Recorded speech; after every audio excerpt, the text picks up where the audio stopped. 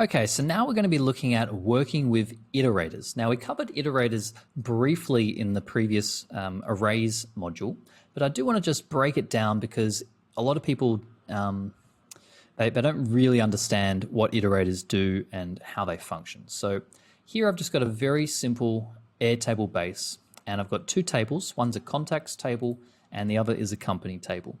Now we're going to have a company here called Apple, and Apple is going to have 4 people working at that company. It's going to have Tom, Mike, Harry, and Lola. So the company, Apple, has a list of contacts which has 4 things in that list. Now each contact has a list of companies with 1 thing in that list. Let's add a second company, we'll call it Microsoft.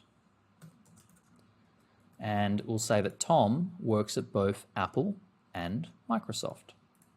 So here we can see that Microsoft also has a list of contacts, but its list just has Tom in it. Now, if we go to Tom, we can see that Tom has got a list of companies that he works at, Apple and Microsoft, whereas the other 3 people, they also have a list, but their list only has 1 thing in it. Now, let's look at how this looks in Integromat. So we'll add our Airtable module and we'll do a search here.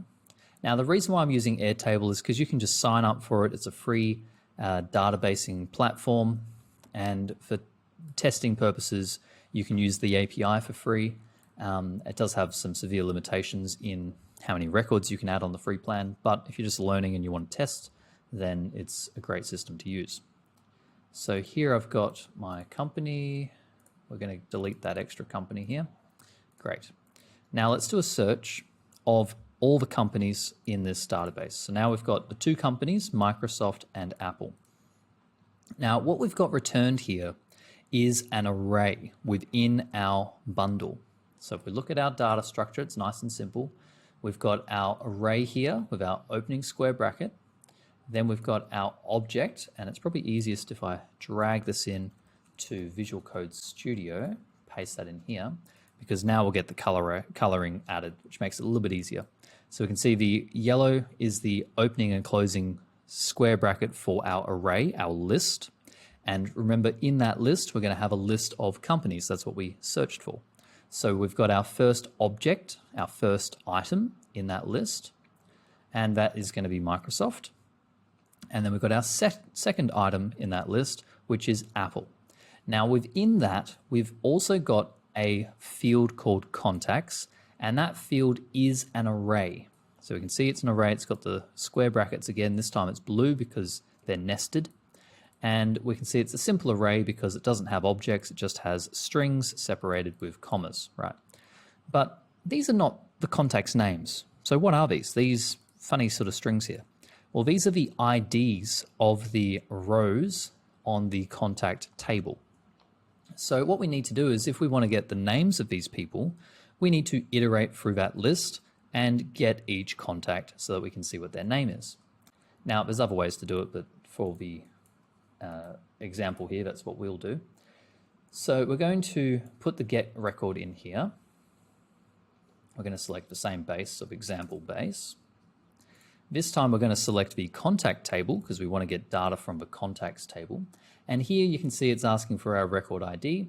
So we're going to put our record ID of our contact in. Now, if we just put the first one in, what do you think is going to happen? Let's run it now. Have a think now, see if you can figure out what will happen.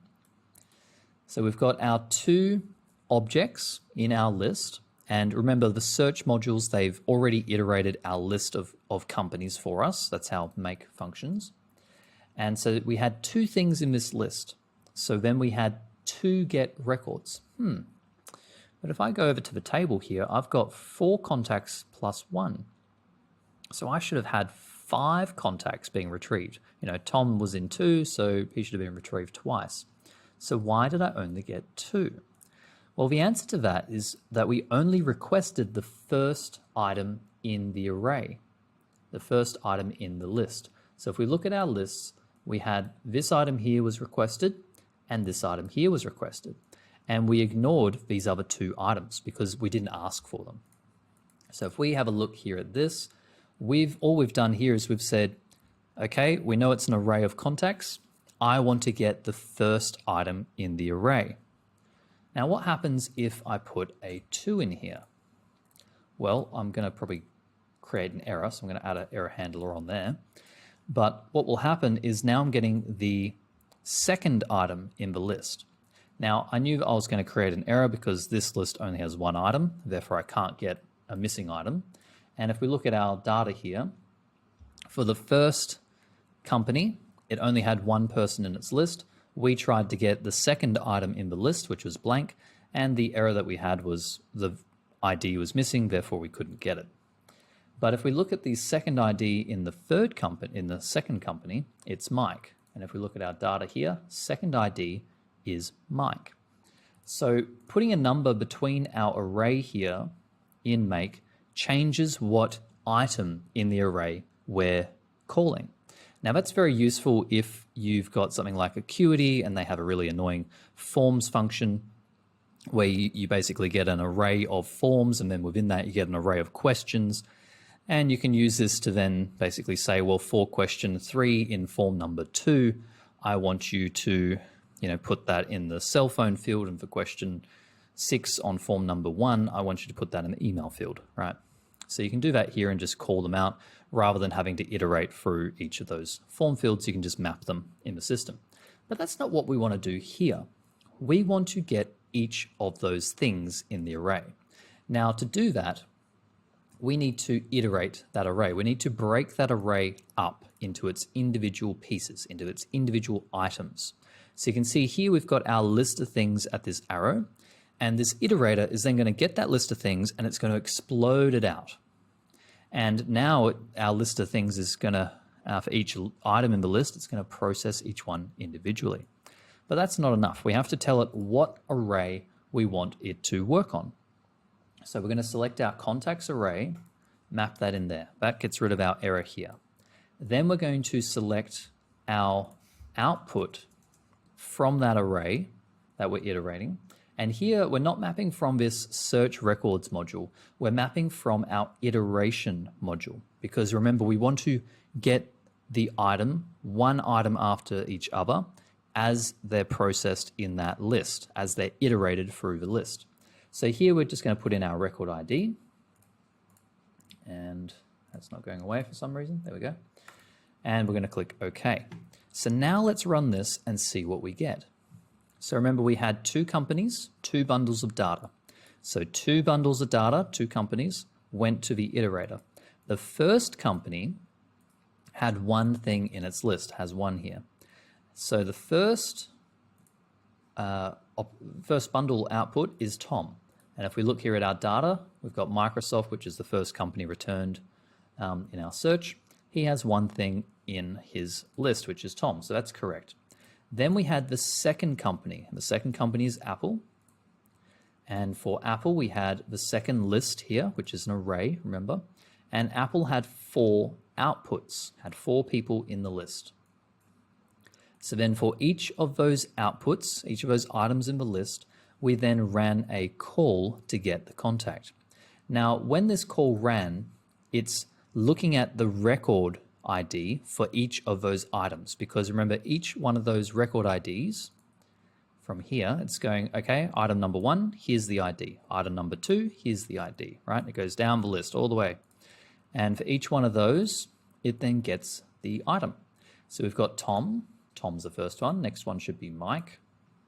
And then we should have Harry and then Lola last, right? Harry and then Lola last. So now we were able to get all the contacts in that list. Now, this hopefully is a simple explanation of iteration. You do have to remember that when you're iterating, you're breaking a list apart. So if you're iterating here, and then let's just add another iterator in here, and this time we're going to iterate the company on the contact, and then for each of those company records, in fact, I might just copy that one, we're then going to get the company. We're going to get that same multiplication happening here that we saw in the array lesson. And this is really important. I keep stressing this because I see it all the time. People are wondering why they're using so many operations in their scenarios, and it's because they're using iterators and arrays, and they're not really paying attention to how those things are sort of extrapolating the data and exploding it out. So here, remember, we had 5 people. So now we've got 5 people. For each person, we're then iterating their list of companies. Now, Tom, he was in that list twice, remember, because he's in 2 lists here. So we've counted Tom twice there. And Tom has 2 things in his list. So we should have 2 times 2, which is 4, plus 3 for the others, which will be 7, which is 7 here. So if we look at this, we're just going to iterate the companies. And you can see Tom has 2 companies again. And then Tom again was the first one in the second list, had 2 companies. And then the other 3 just had 1 company. And then we're doing the same thing. We're just searching each one of those IDs here to then get the data. So be careful if you're stacking the iterators and the aggregators on top of each other and the searches and those sort of things, because you'll start to see that your operations can get really out of control. Okay, so that's the iterator. Hopefully that explains how that works, and now you'll be able to work through your arrays and process them one item after the next.